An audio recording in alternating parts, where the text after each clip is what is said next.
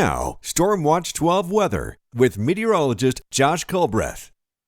It's that time of the day, time to take a look at Mount Shasta and just kind of take in all of her majesty. It is another gorgeous day down in Siskiyou County. It's a gorgeous day everywhere you go in Southern Oregon and Northern California. 56 degrees right now, and this is a very interesting temperature map. It has been all morning, and it definitely will be as we get into the afternoon. Low 50s right now on the east side, 50s and 40s throughout the west side valleys of Siskiyou, Jackson, and Josephine counties, and we are already up to 76 degrees there in Brookings. So why so warm in Brookings? Well, I have a graphic teed up that's going to explain it all. So every time we have winds coming from the east to the west, so that's what's known as offshore flow, every time that happens, all that air kind of gets channeled through this little valley right here. That is the Chetco River Valley. So this is Brookings. These are the coastal mountains. And so whenever air sinks, it warms and it compresses, and so that's why in Brookings it can be about 10 to 15 degrees warmer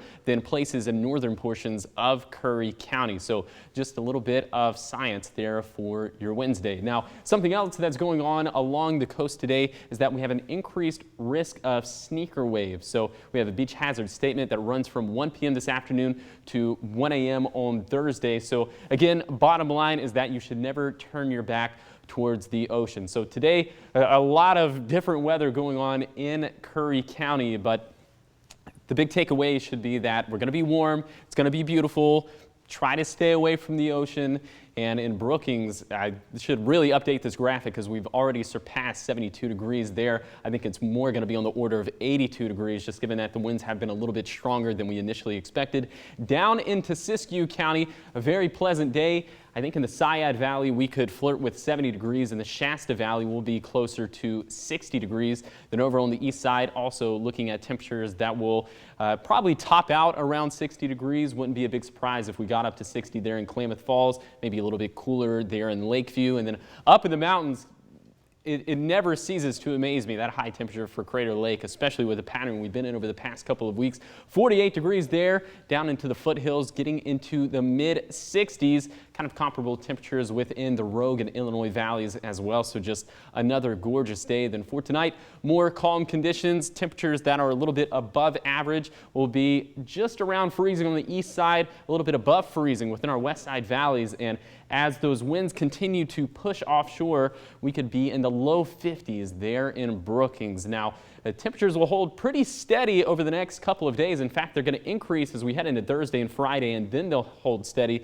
Lots of sunshine for the basin, and that's good news if you have outdoor plans. Of course, that's bad news for drought conditions, but eventually temperatures do back off as we have a storm system rolling through in the Sunday to Monday time frame, and temperatures back off in a big way. They'll drop by about 15 degrees. Here's your 7-day forecast along the coast. We do get a nice little Valentine's Day treat, at least if this forecast verifies, as we desperately need the rain everywhere. And you know, the place with the, or I guess I should say the place with the lowest amount of impacts from the drought continues to be the coast. But even there, it's abnormally dry.